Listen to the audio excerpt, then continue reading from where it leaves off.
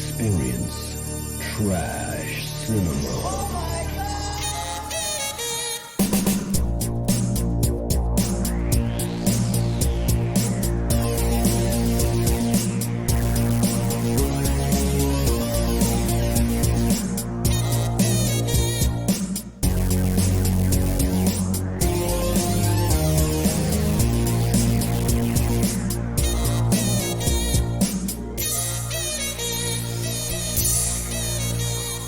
Greetings, everyone, and welcome to another episode of the Trash Tapes, where one man's trash is another man's treasure. I'm your host, Johann your host and the inflictor of pain, and I am joined by my usual victim and DJ, Edward Harvey. How are you doing?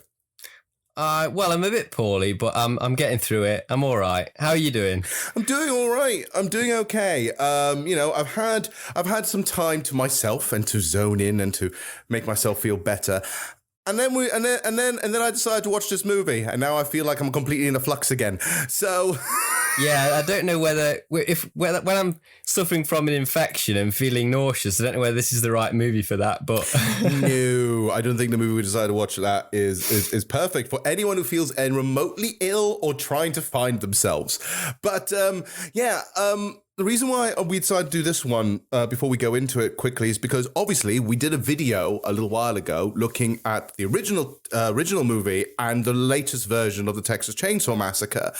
And I think that was a really good conversation. I think we really discussed how well and how good both movies are in their own way. Yeah, definitely. I mean, it's weird how the sequels have kind of just taken on their own kind of thing. Like even 2 is made by the same director. Yeah. But it's just like, it is crazy how different they all are. But there's often a reason behind it, though, isn't there? And that's what we're going to talk about today. So, ladies and gentlemen, boys and girls, we're going to talk about the Texas Chainsaw Massacre 2. Oh, boy. 13 years ago, audiences across America were horrified by the savagery of a faceless killer. In the wake of this bizarre rampage, he vanished. Now, after more than a decade of silence, he has come out of hiding.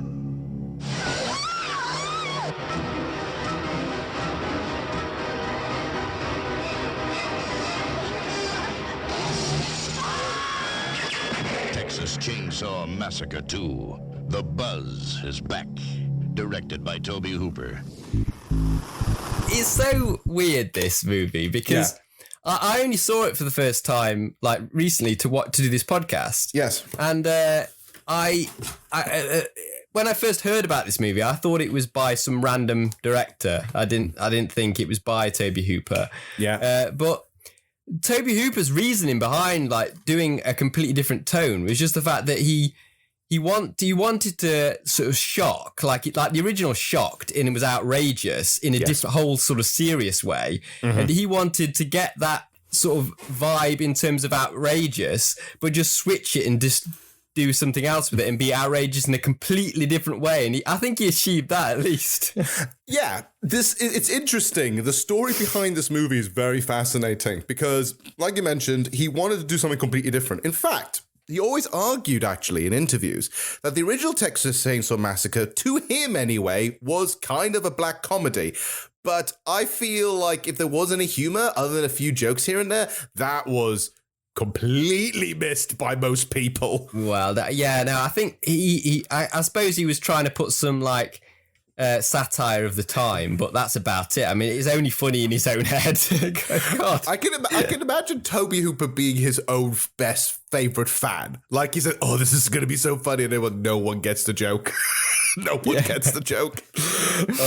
But speaking of which, just so people are not clarified, but the Texas Chainsaw Massacre 2, or sometimes called Part 2, is a 1986 American black comedy slasher movie directed by our man Tobe Hooper, and it's a sequel delivering on the fact that it's been literally this, like I say, a decade of silence. The Buzz is back, and it's It's got a fascinating backstory behind it. And what's interesting is like you've probably done a little bit more research in this movie than I have, because you've actually sat down and watched the 90-minute documentary behind the making of this movie. Yeah. There's lots of there's lots to say about it. The interesting thing you mentioned before we started about like the screenplay, the screenwriting process. Yeah. And that was incredible because it was rewritten constantly as they were shooting. Yeah. Usually screenwriters would actually absolutely hate that process. Yeah. But the screenwriter was absolutely loving it, and he loved the fact that it was a weird kind of energy. The fact they had to do everything so quickly, and they shot the film I think it was like 6 weeks or something ridiculous like that. And yeah, it just had to completely rewrite bits. And the screenwriter was saying that, you know how when you get a script that's rewritten like constantly, you have to change the colour of the page to make sure that's a new bit of it's been added. Yeah. And the screenwriter was basically saying that it ended up being like a rainbow, that script, because pretty much it kept constantly changing on the fly. And there's a couple of reasons why. So we have to go back a little bit earlier with this movie, because this is a canon movie. So this is the second canon movie we've done on the podcast, by the way. Second. Yeah. I'm surprised it's only the second. Like we should be doing more of this nonsense. But basically, Tobe Hooper had a free movie deal with Canon. Okay. Yeah. So the free movies he did were, well, be honest, about I think all of these would be on the podcast at some point. The first one he did was after he did Poltergeist, which secretly has been known for quite some time that really he didn't totally direct it.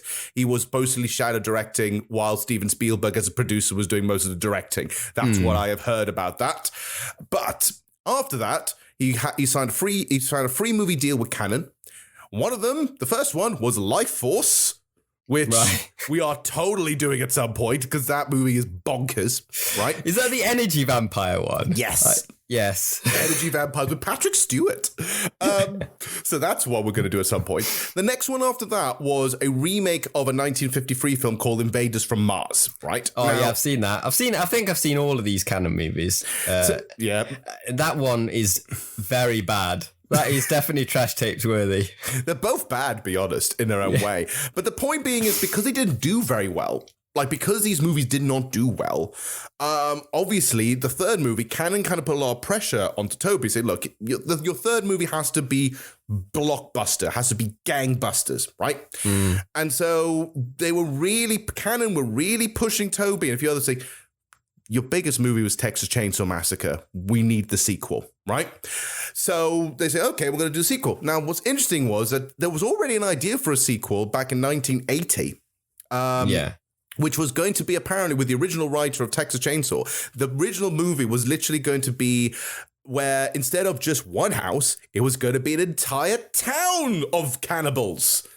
Right, okay. And the title, and it was going to be a similarish, it was going to be somewhat of a slight black comedy, but still have some levels of scares to it and everything. I believe it's literally going to be called Beyond the Valley of the Texas Chainsaw, right? Something weird and epic sounding like that. But that was floating around and it never happened at all, and that's just kind of been left on the shelf because I think it was too demanding or too big. It's strange, isn't it, that Tobe Hooper was still well up for doing a sequel, because it looks like one of those kind of movies where the original was such a classic. Yeah. I thought it would have been like a bit like John Carpenter and Halloween, that kind of thing, where it's like, no, I don't want to do a sequel. That was its own isolated story. Yeah. But that was not the case with Tobe Hooper. He was always wanting to do a second Chainsaw movie. He was always up for it, but by the sound of things, he always wanted it to be different anyway.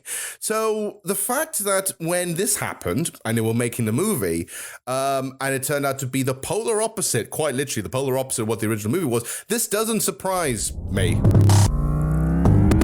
It's really funny because Canon are notorious for being, how can I put this? They're a bit sleazy and cheap. Right? The producers are renowned for literally accepting anything under the sun as long as it is on trend, right?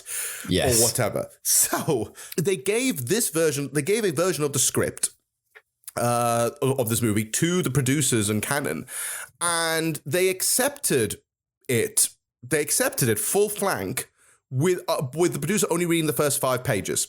And just like, perfect, great. And the first 5 pages is the least bonkers of the whole movie, other than the really cool opening scene. So I bet they read that bit going, this is going to be brilliant. We'll accept this, without realizing that everything else happens. I know. And then when they actually started to see some like footage back, some like sort of dailies and some kind of rough cuts. Yeah. Apparently they were just saying, we need to see the monsters. We need to see the monsters. So a lot of the comedy aspect that Tobe Hooper and the screenwriter had set up, that they loved, like having a very sort of obvious comedy, they had to scrap a lot of elements that made the story, you know, more connected, to put more gore and like monster type stuff in there because Cannon wanted that. Which is why there's a huge whiplash between the funny stuff and the gory stuff in this movie. It's a lot of gore. So we made the cut. And then we had a screening, cast and crew screening. And the audience laughed throughout the film. And the screening was in the screening room at Cannon. And at the end of the screening, Toby comes to me and says, uh-oh. And we go into a meeting with Cannon, and they say, we want to see the monsters. We want to see the monsters. That's what the audience wants. We want to see the monster. So take out all this stuff. And they were like stunned that the film was funny, which if you'd read the script, you would know that it was funny intentionally.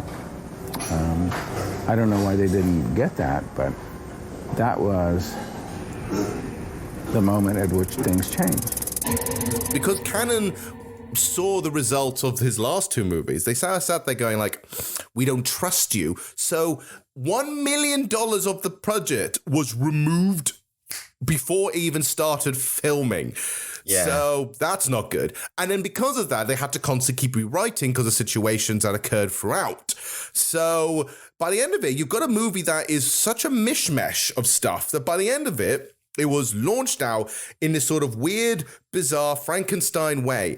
And then on top of that, the movie originally was 2 hours long, with the script being 2 hours long. But Cannon have a thing, if you remember our Cobra episode, they like their movies to be nothing more than 100 minutes long, for the fact that it means you can play the movie more often in cinemas. Not whether or not whether it narratively needs to be and like 90 minutes or more, you know, trim off the fat. No, we need to play this further. So there's about 25 pages of script that is permanently removed from this movie, which is all the funny stuff, I assume, and a lot of the character stuff that was supposed to be in this movie that just seems to be swept under the rug really quickly. True, but there is a lot of cool character stuff still there. Yeah. The movie's strength is some of the wacky characters, isn't it? Well, I say some, all of them. Like all the characters in it, pretty much. There's some standouts, but like there's some really, and they definitely made the villains almost like action figure type characters, didn't they? Totally. You could make a cartoon. You could tone it down, and you could make a cartoon out of those characters. Like Toxic Crusaders, like because this is a bit of a trauma kind of vibe, this movie, isn't it? And they did that with the Toxic Avenger, didn't they? They did it with Toxic Crusaders. You could do a similar thing with Texas Chainsaw Massacre. Toxic Crusaders, Toxic Crusaders. I had no friends, no girls that hugged me till I got radioactive ugly. Toxic Crusaders, Toxic Crusaders. I live in the dump because the ribs real low. Got a little black Riley and he loves his Toxic Crusaders, Toxic Crusaders. Why? No, because I'm now terrified. Imagine if you were a kid and suddenly saw a Leatherface action figure. Kids would love that stuff, you know. You know they would. It's like, put on the dress and the chainsaw. Only $9.99. Yeah. Oh, absolutely brilliant.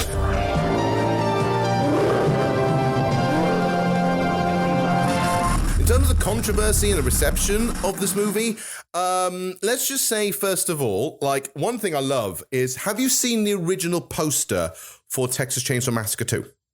Is the original poster the Breakfast Club parody? Yes, I'm going to show this to you now on the thing. Look at that. Yeah, they basically the what's the screenwriter's name? I keep saying screenwriter without saying his name. His name is L.M. Kit Carson. Right. So yeah, he was basically when they were writing. Well, they thought the original movie they were after hippies. They were killing hippies, right? Yes. So what could they target in the 80s? Yuppies, of course. Yuppies and the Brat Club. What's the most like at that particular time? You had John Hughes making all the Brat Pack movies, didn't you? Yes. So it's an obvious, cool like parody to have them as the Breakfast Club members on the poster. But that would go totally over Cannon's head, I think. That's the thing. It's like it seems to be a lot of red flags to the producers saying like, this is going to be a comedy or a satire or a parody. This isn't going to be an actual Texas Chainsaw Massacre 2. And it's just funny how it went over their heads until it got launched. And oddly enough, it seems like it got over a lot of heads of most people because the reception for this movie is mixed to media is very mixed. A lot of people basically said at the time that it was not good. For example, if you look at Roger Ebert, he said that it was a 1 out of 4 movie. It's lambasting the film by saying it goes flat out from one end to the other, never spending any time on pacing, only on timing, on anticipation of horror. It doesn't even pause to establish the characters themselves. And Dennis Hopper has the most thankless task of playing a man who spends the first half of the movie looking distracted and vague, and the second half just screaming with dual chainsaws, which personally, that sounds amazing to me. Well, yeah, I mean, that was deliberately Dennis Hopper's intention with that character to look confused and look sort of chaotic. I'm tired. Because he's a method actor. Yeah. I heard from the making of, basically, before they start said action, Tobe Hooper would spin round on the spot to make himself dizzy so that when he's in the take, his eyes kind of looked a bit like all over the place and looked crazed. That's actually hilarious seeing Dennis Hopper running around spinning in the spot, just going like, whee! Yeah, I mean, it's his character in this. I've got a clip of him, actually. I've got a clip of... I haven't got many, because the thing is, a lot of Dennis Hopper's things we'll talk about are visual. Yes. But just to give you an element of like his character with this clip. Sure. Oh, Lord. Help me beat this stranger that walks beside me. It takes away my strength. Lord, you show me the end. Show me what I fear, so I don't fear it no more. It's the devil's playground.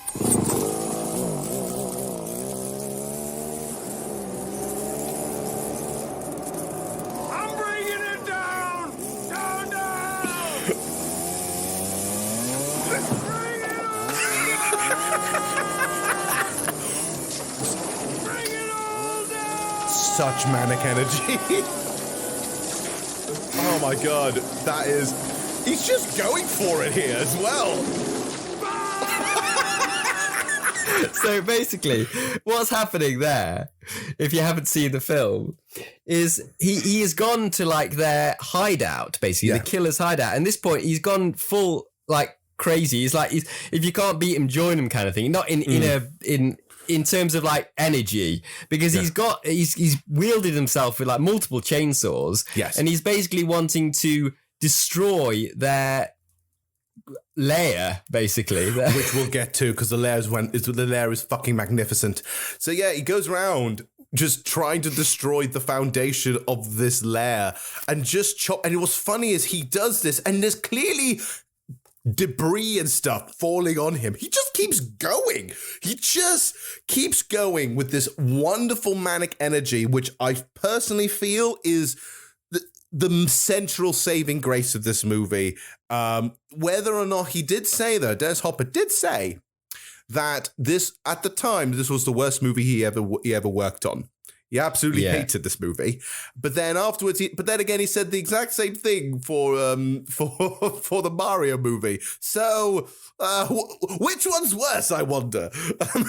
Yeah, it's. I mean, this was like around the time of Blue Velvet, wasn't it? Yes. And Blue Velvet's a similar character. Well, not similar, but it's similar kind of craziness. And there is actually even a similar line in this, because I feel like a lot of it might be kind of ad-libbed at times. Some of his crazy lines, because in Blue Velvet, he says to Jeffrey, "I'll send you straight to hell." And in this movie, he says, "I'll send you back to hell." Almost exactly the same. It's the same line pretty much. It's like at this point, he turns into Frank Booth when he goes angry in this film.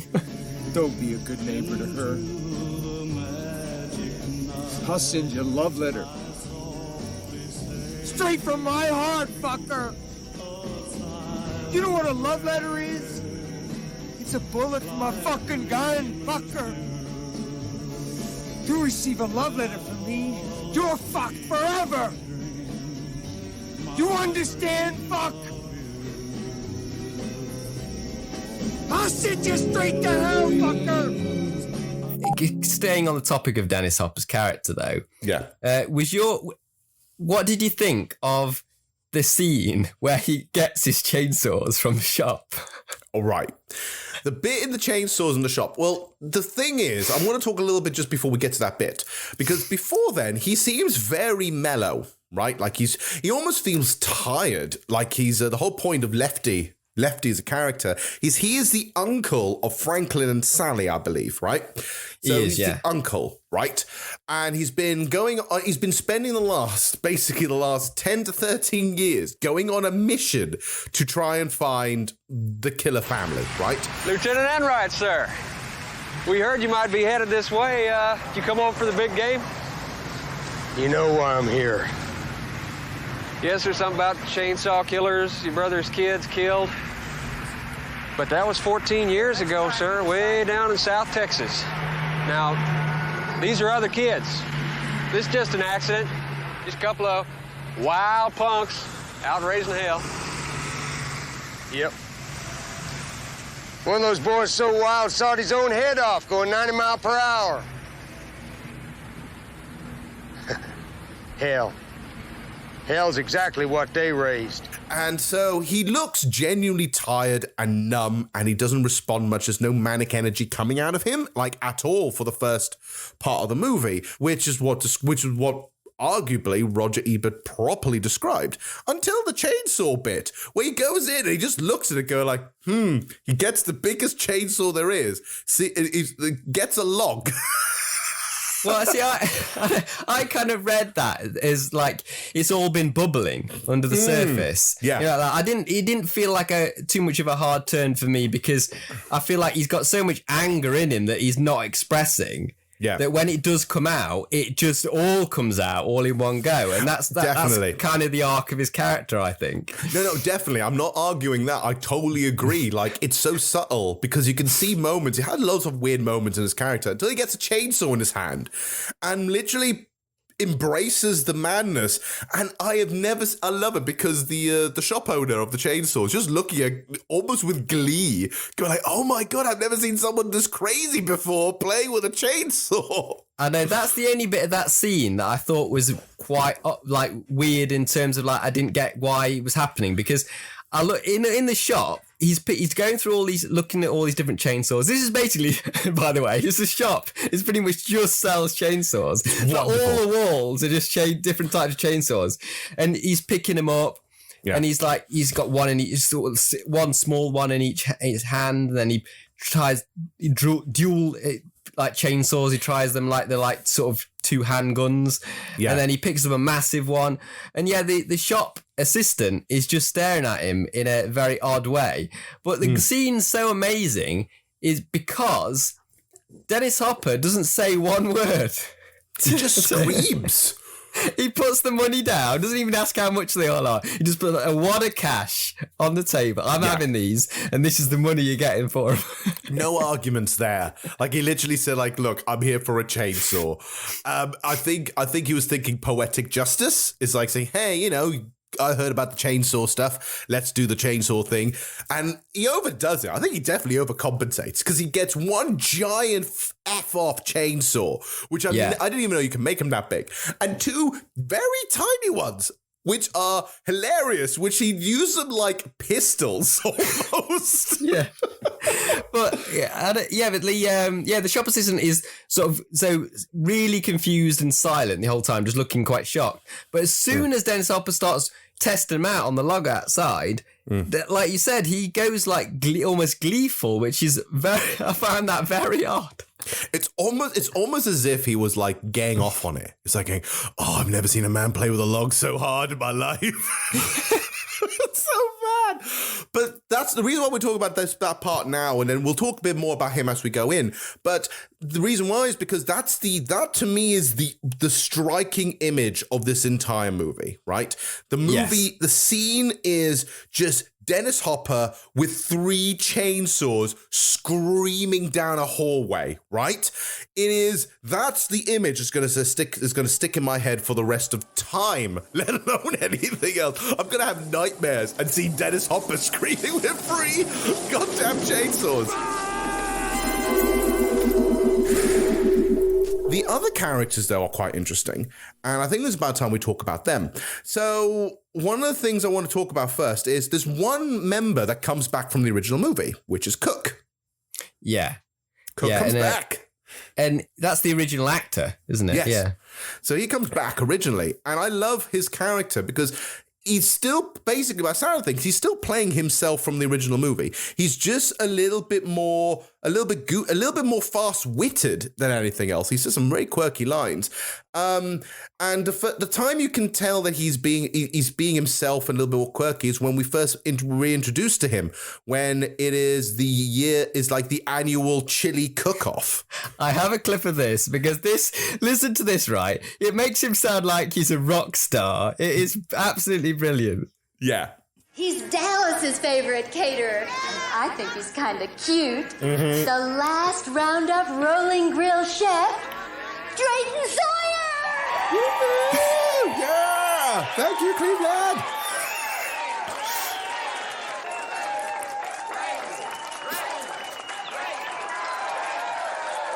What a crowd.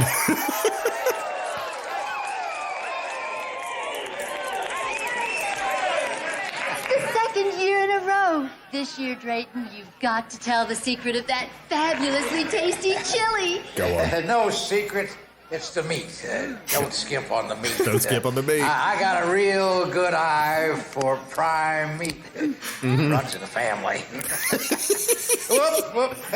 One of those hard-shelled peppercorns. I gotta say, I love this town. This town loves prime meat. Wonderful. And you know what's interesting is like, there's a weird theme with this movie, right? And we'll talk about it as we go through some of the other scenes, but with Cook in particular, that scene is all about...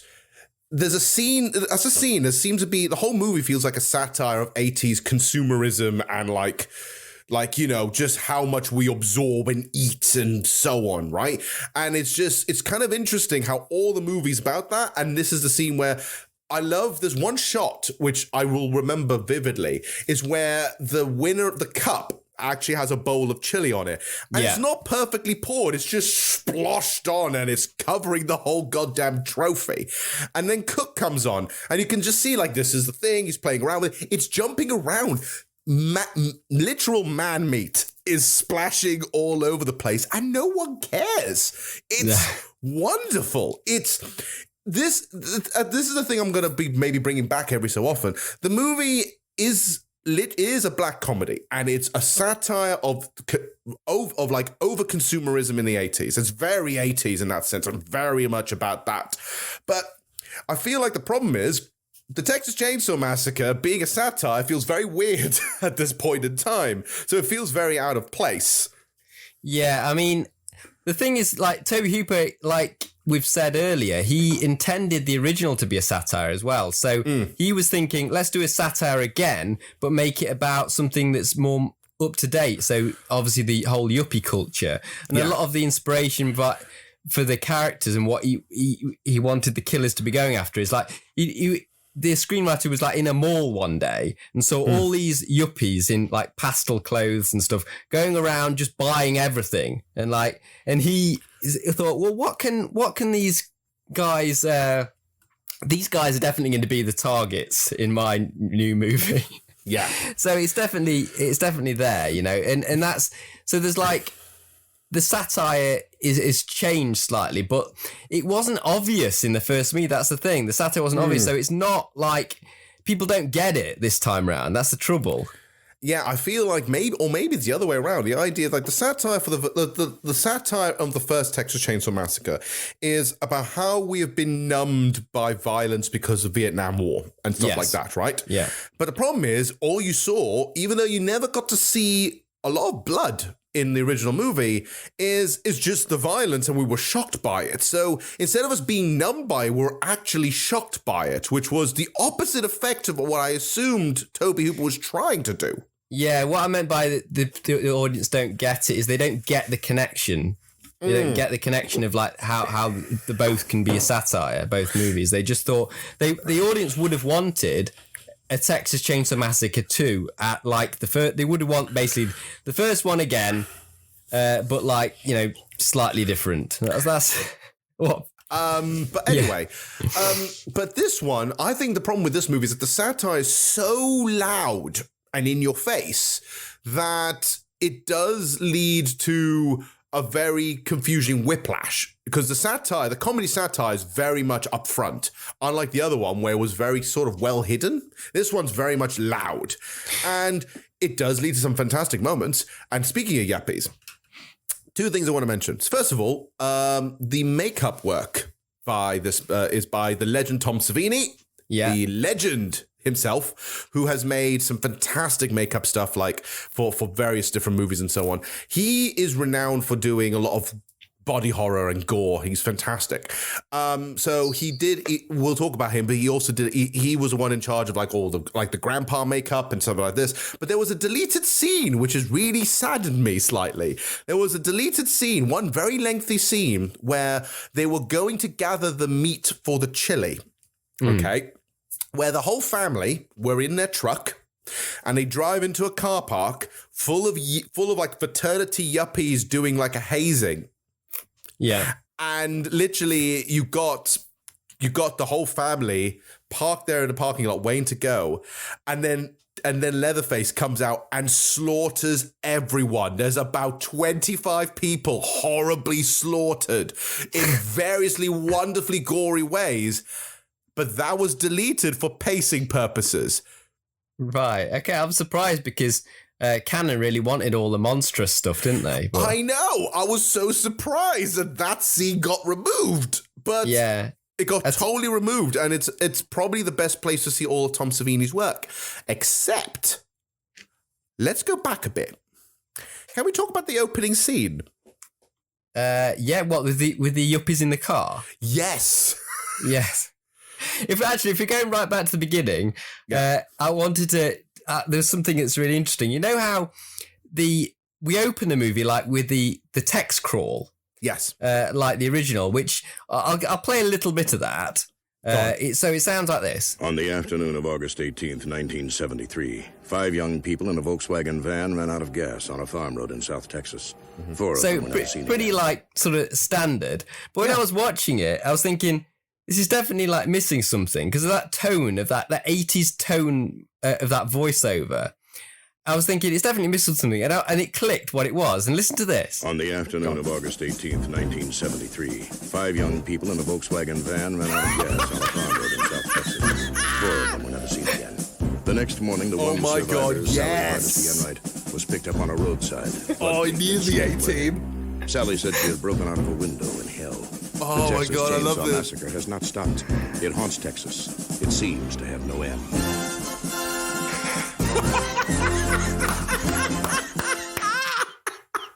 But it's like the tone of his voice sounded reminded me so much of the opening of the A-Team. And I thought, I just wonder if that'll work. And I'll put it together. Does work. It works perfectly. This is the crossover I didn't think we ever needed, but we now need it now. Leatherface versus B.A. Baracus. But the characters in this movie are larger than life, like the A-Team, aren't they? That's the thing. Yeah, so basically, if the A-Team did turn up in this movie, it would just work. Yeah. It's fucking hilarious. It's ace. But anyway, then it moves on to the thing. But couple of crazy yuppies in a sports car, which introduces to a way to the lead character in this movie, technically, which is Stretch. Yes. Who Stretch is a DJ, basically. She is sort of a rock DJ that plays from like 8 o'clock at night till about 2 a.m. She plays all these rock hits and stuff like that as it goes along. But she gets she gets phone calls. And she gets phone calls from these two terrible yuppies in the car who are just assholes. Like, wow! What dicks? On an open request line on K. Oakland in Burke Burnett, Texas, Red River Rock and Roll from the tip top of the Dallas-Fort Worth Metroplex. X, let's get Stretch a call and see what she says. What kind of name is Stretch? No.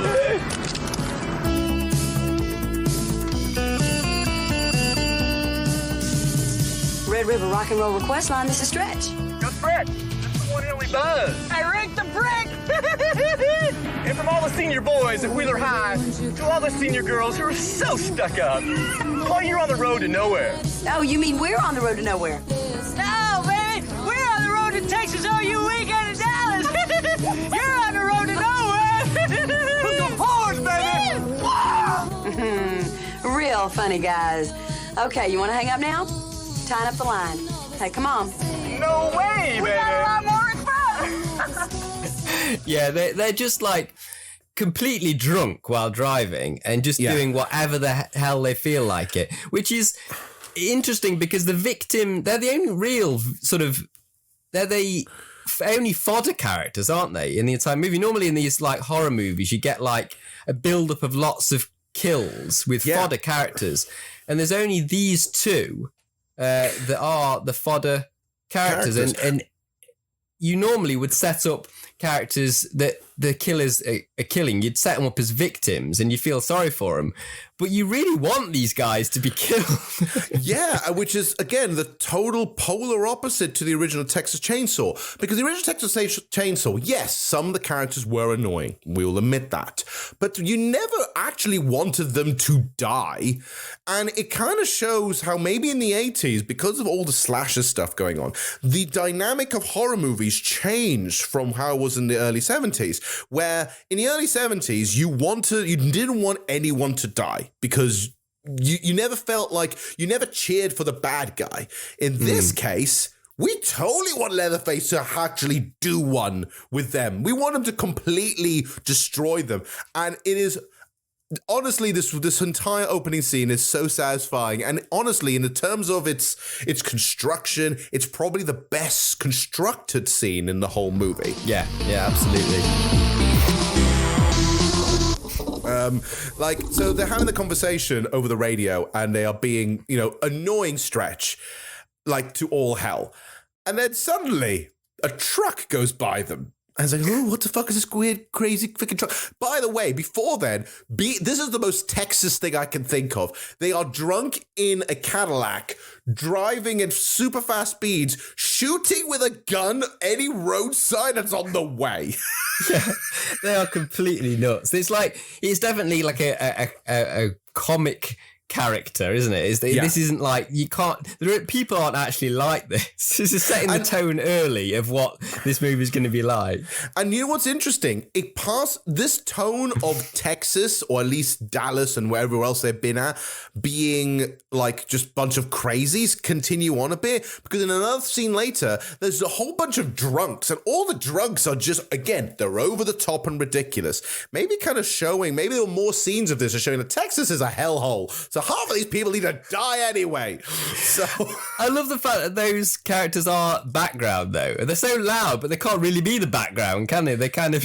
You can't ignore the fact that all these loudmouth, crazy drunks and bad people in Texas are just there. It's like, you can't avoid them. It's almost, I can imagine, like, if you were an introvert and, you don't like people much, and you saw this movie going, fuck, this confirms it even more. People suck.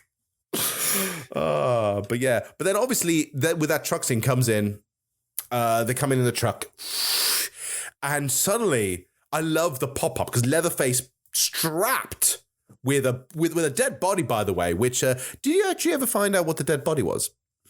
No, I'm not sure about that one. So I got quite confused by it. I didn't know who it was. So Dead Body is the hitchhiker from the original movie. Oh, right. That's kind of interesting because the hitchhiker is... the Chop Top is a similar character to the hitchhiker, isn't he? In terms of the... Do you actually want to... There's a backstory to this. Do you want me to continue with Chop Chop? Okay, so the backstory is that Chop Top is Hitchhiker's identical twin brother. Right, I was gonna... Who wasn't in the original movie because he was in Nam. Right, okay. He Yeah, comes that's cool. back and, traumatized that his brother's been horribly murdered, decides to keep him. Right, okay. And so Leatherface and Chop Top just keep him around and strap him along on all his adventures as if he's still part of the family. Excellent.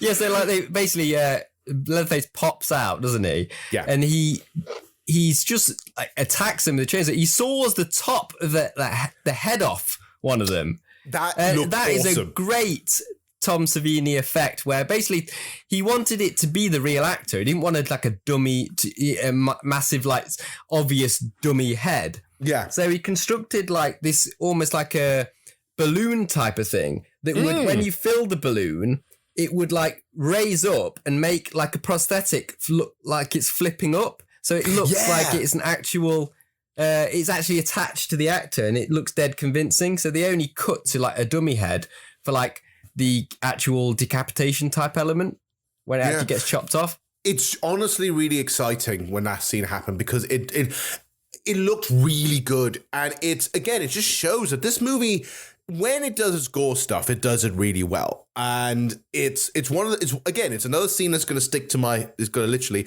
stick in my head, although, you know, it can easily be chopped off with that one. But yeah, it's really, really well done. And basically seeing Leatherface attacking these two yuppies and destroying the car and is just absolute gold.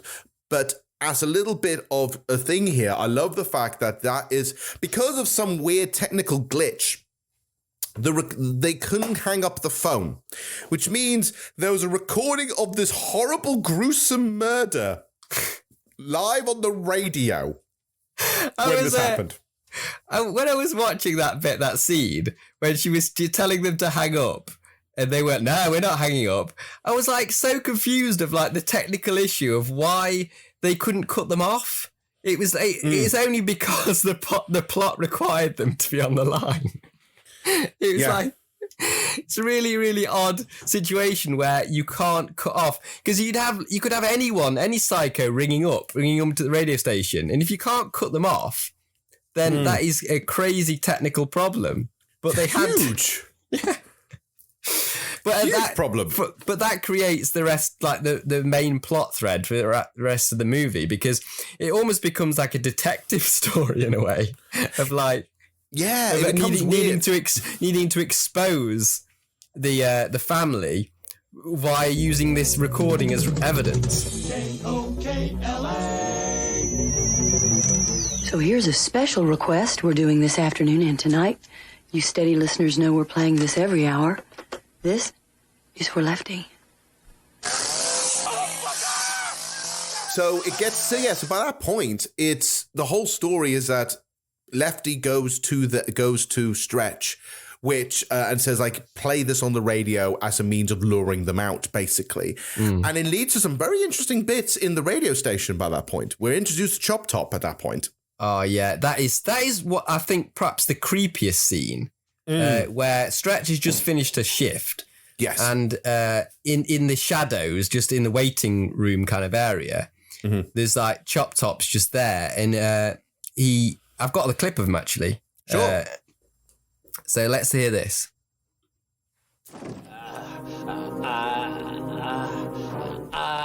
I wanna buy some radio ad time. Oh, I love him. It's so creepy. Are you fucking crazy? We are closed. Off the air till tomorrow. You'll have to just come back. No, but whoa. So this is Radioland, huh? The infinite turtle, the waves through the ether fuzz roll on forever. Roar! Closette. Hi, I know what you're thinking. This is weird, huh? But I can handle it. He's so manic. You're my fave. Me and Bubba, my little brother, we listen to you every night. Bubba. Music is my life. You know, you're my fave, but I get too embarrassed to phone in my request. It's too disembodied, you know. But now that we're here in flesh and blood, I could maybe make a request and it'd still count, huh? Mm-hmm. Yeah, gonna count. Sure. Hmm? Well, what about Iron Butterfly? You know, like music choice, Vida de Gata, baby. Oh, it's heavy. You know, I've never been to a radio station before. Do you think you could do me a tour, huh? I love the tour. Tour? The tour is great. It's like, it's here, it's here, it's here. Sure. Sure. But seriously quick. And it ends at the exit sign. It will end at the exit sign. Boy, okay, yeah, sure. Okay, your tour. Here's your tour. Here's your tour. Here's your lamp. Tour. Yeah, lamp. Here's Top Rider. Ooh. Rubber Man. Rubber Man, I like him. Armadillo. Oh, my God. Here's Mr. Shark. Oh, Mr. Shark. Oh, my God. Here's some flowers. Rolodex. It's just random shit she can find. I love it. There's a lamp. And there's the exit sign. Tour's over. Basically, I love the nervous energy and the fact that he's trying his best to be like charming, but he's not charming. That's him being as charming as possible because he's acting like he's really interested in the stuff that she's saying, but he's like he doesn't know that how creepy he is because he can't even be like nice when he's trying to be nice. Yeah, yeah, and even there's a whole. This is the tone for the whole movie. I feel like in terms of how conversations work, that's the tone. It's this weird, nervous, anxious energy that kind of goes back and forth. I love at the end of that clip where basically it says, "Now you can leave." It's like, yeah. Leave. Goodbye, sir. Goodbye, sir. And there's lots of different variations of goodbye. Like there's even like a high one, like goodbye, good night. And you're like, and that goes on for a little too long, admittedly. But then after that, it goes and Leatherface turns up, which was the only part that gave me an actual jump scare because it's the bit where Leatherface is hiding in the record room. Yeah, it's a really good setup actually because there's like she's in front. The scene is lit really dark and creepy. Yeah, and there's a scene where she's in front of the area where all the records are, and that she's in the doorway, and that's all sort of dark. But obviously, the lights come on abruptly in the records room, and he just flies through the doorway at her. It's great. It's a genuinely. That made me jump. That honest to God made me jump. And it's a great little scene, which leads to basically Leatherface chases around the studio. And it's a really good little moment. Like she hides in the room and then Leatherface just breaks through a wall. But, okay, let's talk about Leatherface in general in this movie. Okay. Leatherface is an interesting character because he's made to be like he's made to be the most likable out of all of them. Yes. Because there's an odd kind of love story that's set up between him and Stretch. I mean, it's very clearly one-sided, but yes, it's there. But I say it's one-sided. There's an element of some of the dialogue where she says stuff like, I don't think it's going to work between us. You wouldn't say that if there wasn't. You'd just be like totally crazed all the time. But she actually says lines like it's a proper relationship, and I think that's going back to the parody of John Hughes movies, isn't it? Kind of thing. Yes, it feels as if like this is the point where number one, this is the first movie ever where someone literally is able to talk down a serial killer, by the way, in any horror movie. It's like, say, oi, stop. Let's talk about this. But the movie, that scene in particular it feels like an ongoing joke because the whole point is they talk. She has her legs wide open, by the way, like hidden like between two things there. And the chainsaw is going very uncomfortably up her leg, right? Yeah. But then what's funny is the joke here, and I got the joke, I'm going, okay, is there is technically some sexual tension, at least one side of it, there's some sexual tension going on. And this is basically a premature ejaculation joke. Yeah, and she says something like, "How good are you?" I know. How weird is that? And that kind of turns him on a bit, doesn't it? Like, and then at this point, he gets the chainsaw and he starts to rev it, but he can't get it to work. Yeah, and it's a very. I mean, it's a hilarious scene, but it also is very uncomfortable. And when the actors were doing that scene, they found it difficult to make it sexy because they were directed to make it sexy. How do you make that scene sexy? Apparently, it was very challenging, but I think they did a good job in the end because it is kind of. I don't find it sexy, but I kind of in a jokey kind of way.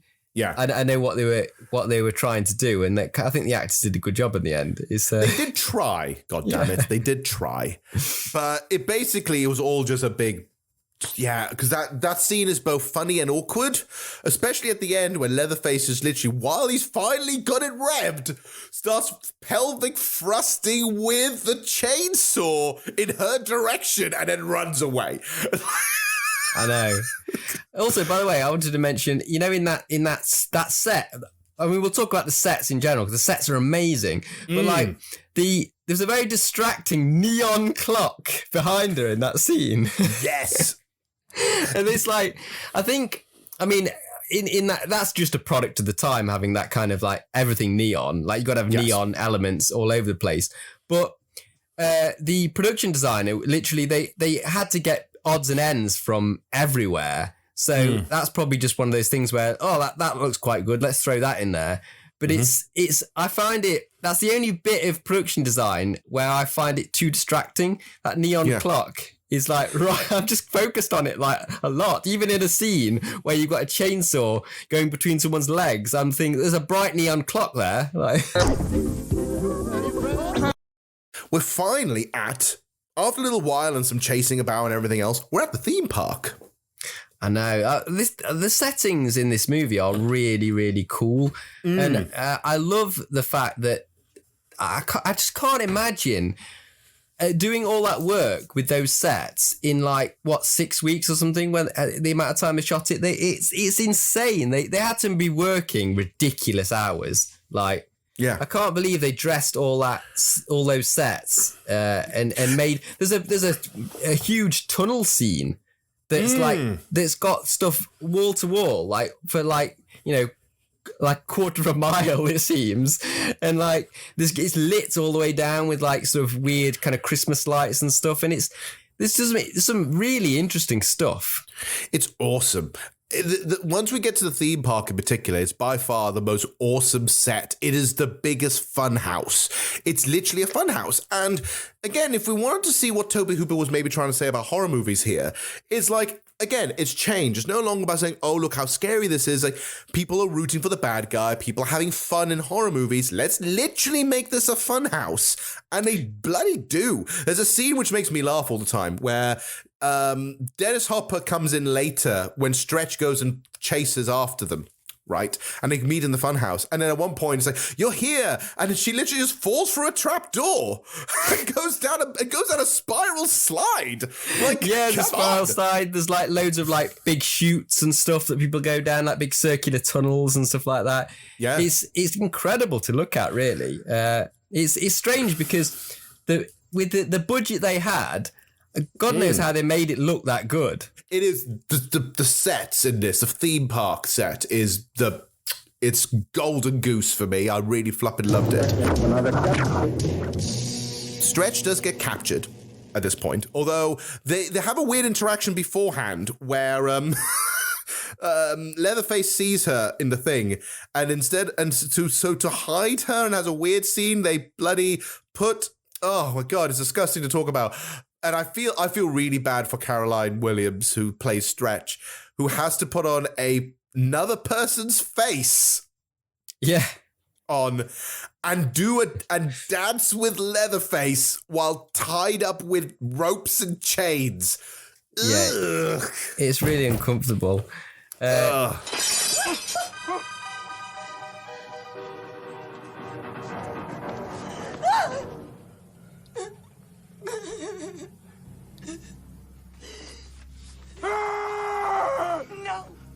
No good. No good. No good.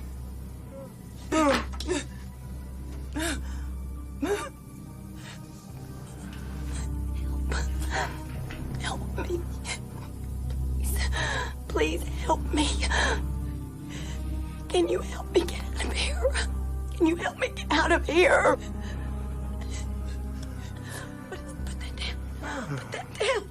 Put that down. What is that? Is it wet? It's wet. Put it down.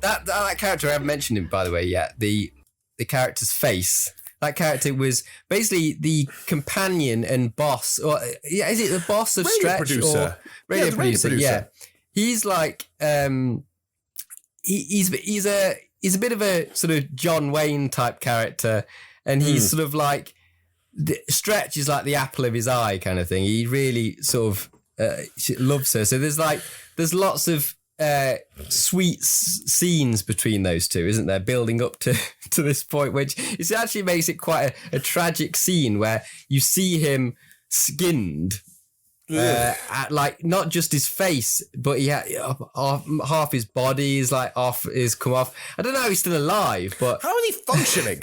Yeah. How is he still functioning after that? But yeah, Stretch has got his face. Leatherface puts his face onto her. Yeah. And he's basically just playing with her like she's a doll. Yeah, and it starts dancing around and so on. It's really awkward. It's really uncomfortable. And then afterwards, obviously, as he leaves, they have the interaction with the producer. The producer's still running around and then finally dies. And what I love when he dies, he just goes, shit. Yeah. That just dies. Another thing with him, though, is before we move on, is like, he spits a lot, which is so gross, and he's supposed to be a really likable character, but the spitting thing is supposed to be an endearing element of his character. He spits and I found it gross, and it really put me off him because I wanted to like him. But I mean, look, I can get spitting, but imagine if he did it once, we're like, okay. He does it every 5 minutes. He's like, I'm not sure whether he's just constantly like chewing tobacco or he constantly puts lurgies as well. There's a scene where he actually gets hammered constantly in the head by Chop Top, and literally one hit from the hammer puts a giant lurgie, just a giant spit comes out like a fountain. Jesus Christ! I know. He almost uses spitting as like punctuation, doesn't he, to make his point? Which is that'd be hilarious if it was genuine punctuation. Quite gross, really. It's really gross. Can we go to the ending?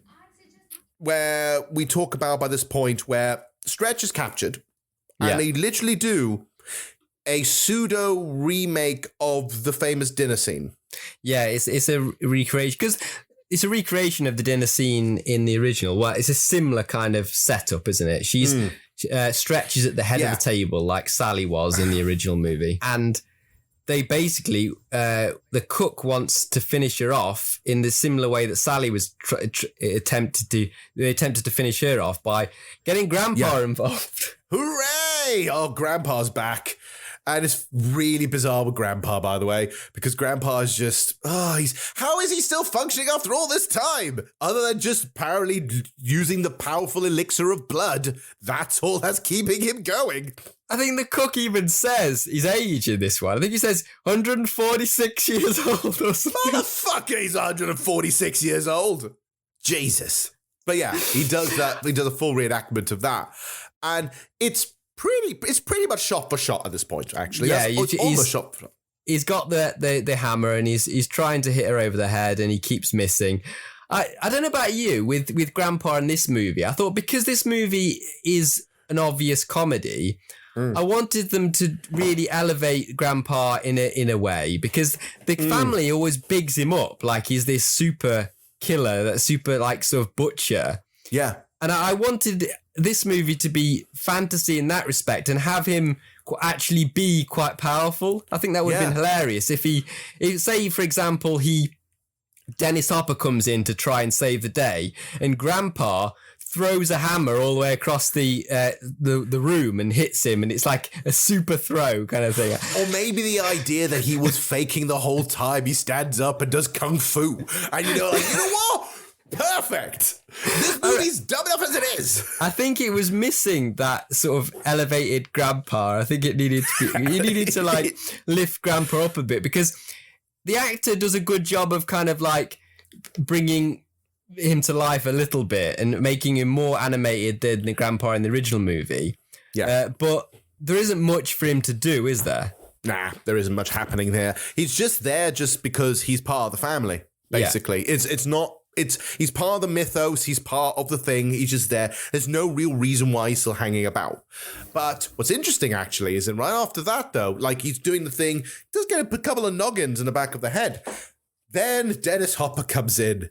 And oh, boy, wow. He comes in chainsaw blowing, saying he is the Lord of the fucking harvest. I'm the Lord of the harvest. Who's that? Some new health food bunch? Can I just say, like, realistically, Leatherface, they actually have a duel. Leatherface has a duel with Dennis Hopper, and there's no way he could survive any of this, right? Like, I'm surprised the sequels happened after this, basically, because, oh my goodness. Yeah, so they're sword fighting with chainsaws. Hardcore.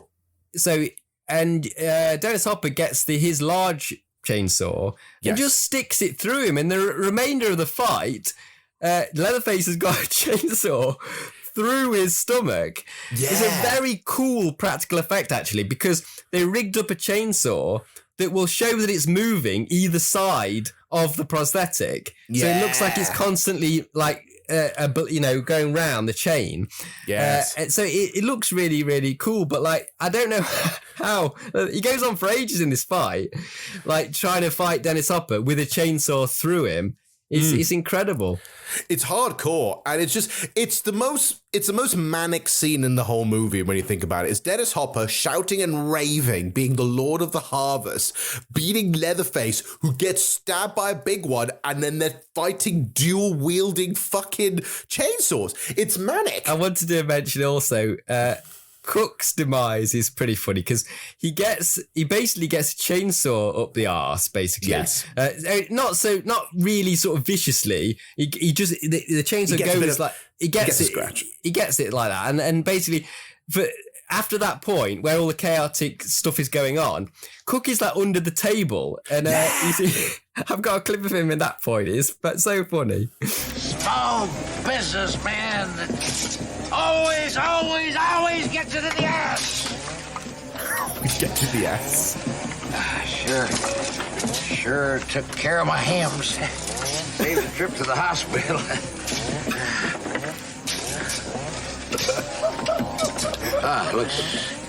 Looks bad. Sure burned my beans bad on that one. Oh my God! I absolutely love this. Sure burned my beans bad on that one. It's fucking hilarious. Oh my God. I think I'm going to say that now. That's going to be one of my sayings. Save that. Play that whenever you just feel like, he's going to burn your beans on that one. Oh my God. I think whenever we have a laughing fit, where we really sort of overdone it with laughing, we burned our beans on that one. We definitely burned our beans on that one. Oh my God. But what's funny in that scene afterwards, he finds that I need to find one thing that can stop this. So he takes out a goddamn fucking grenade and he's ready to blow up the base, basically, with this grenade. Yeah. And the explosion's glorious. It is, yeah. he's a crazy character, the cook. He's constantly talking all the time. It's like, it almost feels like it's like noise at some point. You don't even like listen to him all the time because he's always nattering on. Yeah, and a lot of it does sound like nonsense. Like, it just sounds like nothing until he finally says something of note. Like that scene we just played. You know, he didn't need to say all of that, but he did say all of that. He could have just said, "Ow, my butt hurts. Oh." Instead, he went on and on and on. And he's also actually still going on the cook. There's a really iconic line actually that he says when we know we've gone on about the whole like weird love story element between Bubba or AK Leatherface. Yes. And he finds out that Stretch wasn't killed by Leatherface. Yes. And there's like he's basically wanting to know what's going on. And there's this interesting, like, sort of conversation where he says, what's it going to be? Is sex or the saw kind of thing? And it's a very, really cool line. Let's listen to that. You got one choice, boy. Sex or the saw. Sex is, well, nobody knows. But the saw is family. It's family. Wait till Granddad hears about this. Take her away. Oh, brilliant. That's She's actually in the a good garbage scene. now. Yeah, I love that line. And it's quite iconic to have the saw is family in this movie because it's like, I can see why this became a cult film because in this movie, it's more quotable than the original, isn't it? It's got some corker of lines. And the thing is with the original one just the dialogue wasn't important. It was the action that was more important. You know what I mean? Yeah. While here, because most of it's a parody and satire and more jokey, the lines are more important and really stands out. There's also actually a line that was sampled in a Primus song. Do you know that one? And that's become now a famous line that Chop Top says... Dog wheel hunt! Get that bitch, Leatherface! Get that bitch! Dog wheel hunt! Yeah, that's sampled in the Primus song. Jerry was a race car driver. Remember that song? Oh, really? Oh, yeah, wow. It's in that song. So I heard that, and I then could place it because I didn't know what it was from when I heard that song. Yeah. But now at conventions, people always ask Bill Moseley, who played Chop Top, to say, "Dog will hunt." Love it. I love it. Dog will hunt.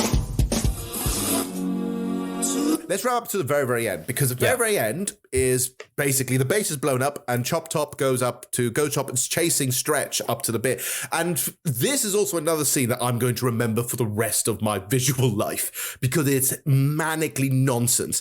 They run up to this big tower thing, like a giant mud hut. I don't know what it is. It's amazing.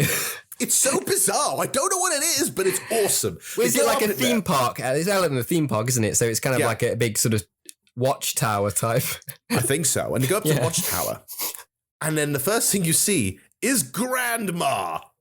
Yeah, and the thing is she still alive? Is she preserved somehow, or is it? Or are they just thinking that she's still with them? I personally think she's dead, and that they just somehow preserved her after a while. I think because there's no movement from her at all. Well, the odd thing about that scene is, like, I was watching, I was thinking, did she just move then? Did she move? I was thinking a lot of the time, because it looks like she's moving at times, like when Chop Top is like, but I'm thinking, is he moving her like a puppet kind of thing? We'll never know. The big mystery. But then after this, obviously, there's a confrontation with Chop Top and Stretch. Stretch gets the chainsaw that Grandma is holding and literally knocks Chop Top off the tower into literally the garbage, like down a chute, right? Yeah. But the final image, oh my God, it's wonderfully weird, where she is screaming manically, dancing with a chainsaw, and the camera moves away to see her in this tiny form going flipping mental in this tower, and then it just cuts. Yeah, it's basically ends like how Leatherface was dancing in the original with his chainsaw. Yes. But it's so odd when it's like one of the hero characters doing it. It's so weird. I love it, but it's fucking weird. But, right, you say there's a hard cut, and then this comes on on the credit music. Yeah. It's such a hard fucking cut. Hard cut to this. It's just so nice, this music. It's pure whiplash. Oh my god. Can I also say, by the way, speaking of how the music is on, a lot of the music, can I say some of the music is really kind of on the nose? Like, some of the tracks are very much on the goddamn nose. Yeah, deliberately, isn't it? Yeah. Yeah, there's one of the songs they play on the radio is literally saying, oh my god, there's trouble ahead. And it's like, excuse, duh, you know? Yeah. Oh, it's good times. And that's how the movie ends, and oh, what a movie this is. I've watched this twice. I watched this twice in a row, and then I watched it years ago. But then I watched it twice, because the first time I watched it, I almost forgot everything existed. And I kind of felt like I needed to wash over me. And so now I watched it again, and I just kind of have this weird appreciation for it. And so I want to know, how, before we go into the Trashometer, I want to think, like, this is your first time watching it. Yeah. How did it feel in your first time watching this? I didn't know. I didn't think that I liked it at first. And but when I really thought back, and I thought, actually, I like that bit, and I like that bit. When I was sort of breaking it down in my head, and I think the main reason why I didn't like it, I know it sounds silly, sure, but you know how much I like music in film, like in terms of score. The score is absolutely awful in this movie, and it cheapens the film so much, because a lot of visually the film looks expensive. They've done a really good job with production design and costume and sets, and the actors are good.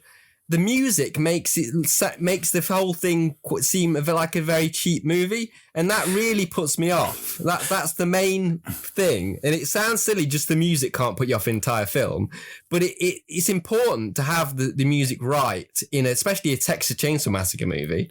I will say this as well, like, when that music being a bit cheaply, it also showed off some of the other cheaper elements in the film. Yes. Like, it showed it off a bit. When there's some really great moments in the movie, and then there's some moments where you're sitting there going, that does look a bit cheap. That does look a little rough. That doesn't look entirely great. It reminded me of, like Full Moon movies. Yeah. You know how their scores are always like sort of, it's synthesized kind of orchestra, isn't it? Which never sounds good. If you're going to use synth, actually make it sound like synth, not trying to be orchestra, because it's... Back then, you couldn't use a synth to make an orchestra, like. Yeah, so basically it just sounds like someone's having way too much fun on a Casio keyboard, just having a bit of a wail. Right, so that was Texas Chainsaw Massacre 2. Shall we see where this falls on the Trashometer? Okay. Trashometer. Thank you. And right, if this is your first time listening to us, welcome, and thank you for joining us for this listening to our review of Texas Chainsaw Massacre 2. Oh boy. What we do, though, we review things a little bit differently around here. We don't do A-star ratings or number ratings or anything like that. We do something called the Trashometer, where we kind of find the right balance of good and bad. A good bad movie needs to be equally balanced of the good and the bad. And so we do that using a very particular scale. First of all, we've got tame. Tame basically means that it wasn't really fun, but in more the fact that it was kind of dull. Like it didn't really do much for it. It might not even be that bad. It's just a bit boring, right?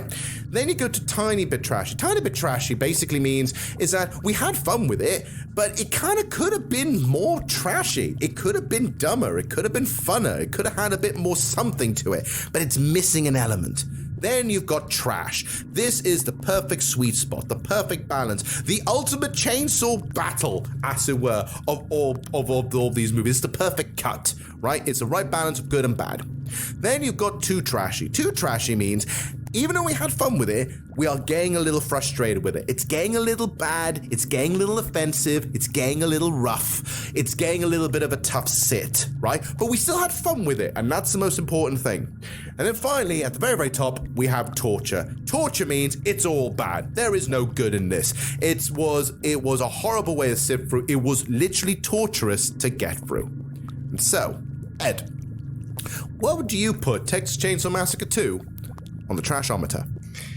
Right. This is actually quite a hard one to rank. And usually I already think what I'm going to rank it before we even go into the trashometer. I'm going to have to sort of decide now, because it's like, it's difficult to. It's not perfect. It's not a perfect trash movie. So I definitely won't put it under trash. But it's you can't call it tame. I'm going to kind of try and rule this out, right? Rule out the go for it. Process of elimination. So it's not tame at all, because it's got some crazy stuff going on. Well, I guess I can rule it out, because I don't think it's tiny bit trashy either. So I guess it's just going into too trashy, in my opinion, because it's not torture. I did find a lot of the movie was really good. Obviously, when I first watched it, I said I was kind of unsure about it. But there's a very good balance of comedy and horror, but it's not quite perfect. So it like for example, when I talked about Grandpa, if you went full like crazy with Grandpa and went to full comedy, you would have been going like all the way. That would have been an element that would have worked for me in this movie, but they didn't do that. So it's just at times going too much on one thing and not enough on the other. So I don't know. I think because it's too much in places that I don't like, I guess it would have to be too trashy. You know what? I would agree. Like, there are some great moments in this movie, right? There's some scenes that are going to stick with my mind forever. But the problem is that there's two things fighting against it. Number one, it has the original constantly comparing itself, right? And the problem is it references the original and also tries to part its way from the original, and it doesn't know which one it wants to do. It needs to stick with one or the other. Are you trying to mimic the original, or are you going really beyond the original? And it does that every so often. The second part as well is that the bits that were really good, and the bits that were rough were pretty rough. They were hard to, and it's not, and I don't think, like, it doesn't hit the sweet spot of good bad. The parts which are rough and bad to sit through are kind of awkward and really uncomfortable to sit through and just didn't feel right. While there are going to be some memorable scenes, Dennis Hopper with chainsaws is probably going to be stuck in my memory forever. But you're right, I think too trashy kind of fits the bill. It's difficult, isn't it? Because like it's either tiny bit or it's too trashy, because it's hard to call, because there are elements where you think it's not pushing it enough. But I think it'll have to go, because of the extreme stuff that is in this movie. It has to go into too trashy, I think. Yep, let's put it into too trashy. Too much of something is bad enough. Too trashy. Texas Chainsaw Massacre 2, too trashy. Which, you know what, perfect sense. I think it was a hard one to define, because, like I said, I think this movie's kind of great in places, but this movie's also really bad in places. That's kind of Tobe Hooper all over, unfortunately, isn't it? Yeah. Kind of great sometimes, kind of bad other times. Tobe Hooper is one of those directors where he hasn't been really a consistent filmmaker, hasn't he? And I'm not sure whether it's just he's just been given a bad hand, whether he just got lucky with the Texas Chainsaw. We don't know, but it's something that maybe in future, obviously he has passed away, which means we've only got the films he has. So it's something that we could always examine and say whether or not he actually was a good director and really was good with it, or was he, or maybe he was too experimental and he was too ahead of its time. Because if this movie came out now, this movie came out now instead of what happened then, I bet this would be a smash because it would be very meta, it's very satirical, it's very over the top, it's very knowing of itself, it's comical, it's silly, it's all that. And I bet you would have done gangbusters. But at the time, and looking back at that version of it now, it just feels off. Yeah. I mean, I can see what he was trying to go for because it's like, it's a couple of years after Nightmare on Elm Street, isn't it? And Freddy Krueger was huge at that point. So, all right, let's make these guys like a comedy kind of horror team. But it just, not quite working, mate. Not quite working. It didn't quite work. And you know what? I'm glad. You know what? Out of all the sequels, this one is still the most memorable and the most cult because all the other movies after that don't have the same treatment. I'm glad this movie exists. It is proof that you can go completely off the wall in a different direction. Whether it's a good idea or not is entirely up to you.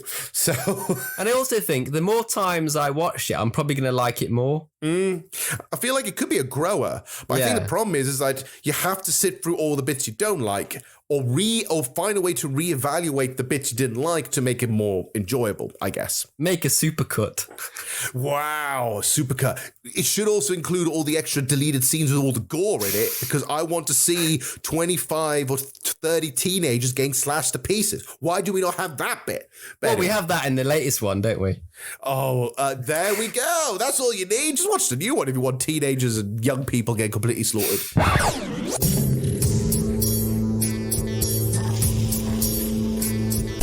All right then. So just before we sort of wrap things up, we're going to do something we usually call do our plugins, where basically we'll just talk about what's been going on, what's up there, and what we've been happening on the channel, and anything else going on our socials. So Ed, what's going on? Is there any new plans coming up ahead? Any videos already been up? Well, the latest YouTube video is our Batman, 60s Batman, like retro Saturday rewind. That's our Saturday morning nostalgia show. So if you're interested in like us, if you're interested in like old serials and old cartoons and TV shows, that is shows for you. And the latest one is where we look at the 60s Batman and also eat Lucky Charms. It's just like, if that appeals to you, check that one out. Yeah, that's actually really, really good. I love that one. That was a lot of fun to do. We'll have some new ones in future, which will be quite exciting. We're hoping to look and experiment with some new serials, so we'll see how that turns out. When it comes to the podcast, we've been doing a lot. I've been doing a lot recently of the Not So Trash reviews because they're a little different and they're easier to edit, but also just a little bit of fun. We've already got 3 up if you haven't seen the ones which were up previously.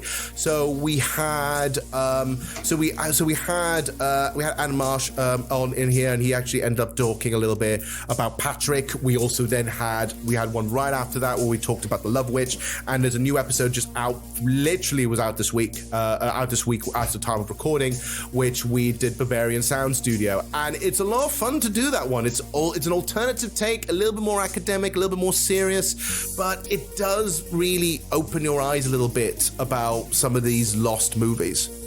Yeah, it's a really good listen, that show, because it's like, it mixes things up a little bit, because they are still like culty kind of movies, aren't they? It's not completely off topic, but it's just a very different approach. And if you wanted to something a little bit different that focuses on cult films, it is a really nice listen.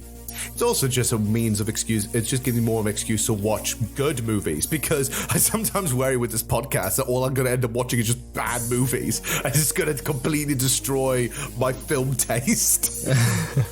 Yeah, I don't think that'll ever happen. You can always appreciate bad movies. I'll always love bad movies, but I just want to kind of also prove to people I also watch good shit once in a while. Yeah, I've also been doing more on my TikTok as well, because TikTok is kind of taken off for me, and I'm doing a lot of videos on there. So like the latest one I looked at, I recently got a book on VHS cover art.